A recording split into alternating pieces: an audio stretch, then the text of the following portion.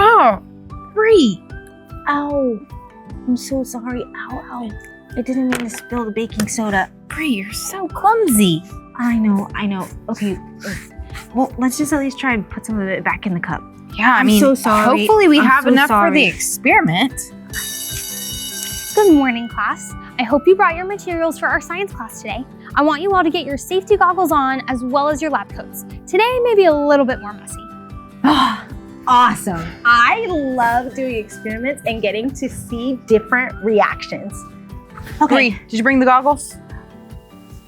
You forgot the goggles. I'm sorry. I was trying It's to fine. get baking It's fine. soda. We'll just have to do without them today. Caroline, are you okay? You seem to be a little angry. Yeah, I'm fine. It's really not that big of a deal. Actually, being angry is a big deal. And that's actually what today's experiment is going to show us all about. But first, let's take a look at what Jesus says about this in Matthew 5, verses 21 through 26. Jesus, the best teacher ever, said this. You have heard that it was said to people who lived long ago. They were told, do not commit murder. Anyone who murders will be judged for it. But here's what I tell you. Do not be angry with a brother or sister. Anyone who is angry with them will be judged. Again, anyone who says to a brother or sister, Raka, must stand in trial in court. And anyone who says, you fool, will be in danger of the fire of hell. Suppose you are offering your gift at the altar, and you remember that your brother or sister has something against you. Leave your gift in front of the altar. First go and make peace with them, then come back and offer your gift. Wait, but aren't anger and murder two totally different things? Like, anger's more of like a feeling, but murder's an action. You're right, they are two different things, but to God, they're both a really big deal. Our thoughts, our words, our actions are a big deal to God, even if they seem small to us. So if someone is mean to us and we get angry and we just start thinking mean things about them, it's just as big of a deal to God as murder is. I don't quite understand. Even if I just think angry thoughts and don't act on them, it's still a big deal. And if I never talk to them about why I might be angry and figure out how to work through it, then I will be judged. Yeah, anger is a big deal.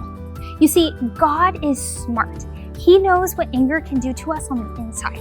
If we ignore our anger and we let it sit in us, it actually will build up on the inside. It bubbles and bubbles until we explode. To show you what I mean, let's take a look at today's experiment. Pull out all the supplies that you need. Vinegar, baking soda, a cup, a big bowl to catch everything. Now you're gonna take your cup and I want you to pour the vinegar into it and see what happens.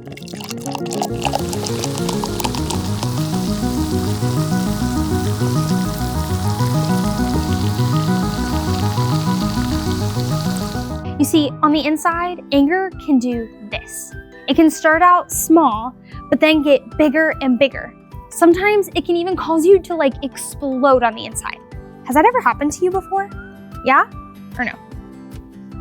Anger is a big deal, and it's a bigger deal than we actually think it is. It's a big deal to God.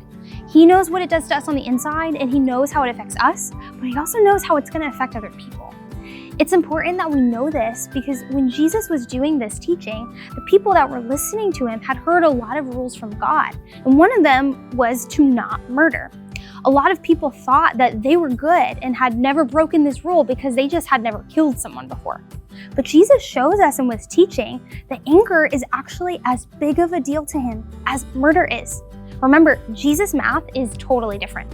The way He sees things is different than sometimes how we see them.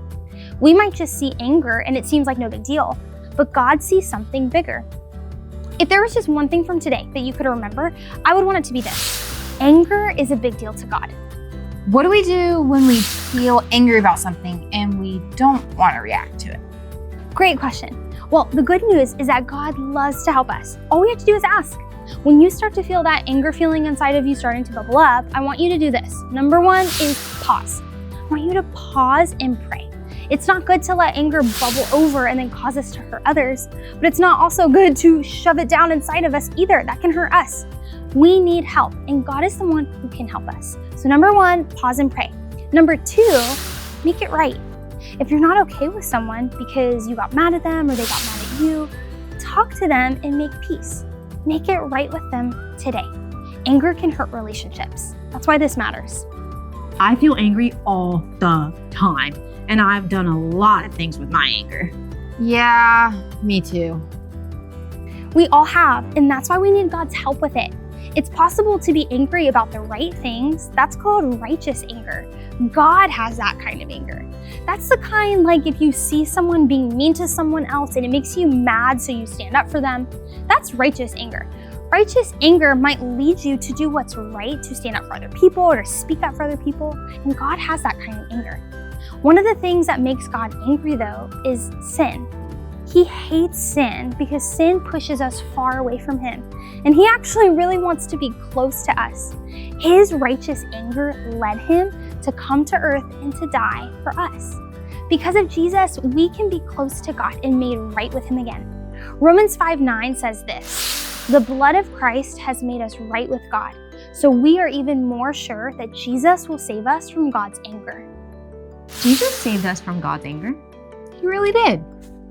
Anger is a big deal to God, but He wants to help us with it because He cares about us and how we are on the inside, and He cares about our relationships with others.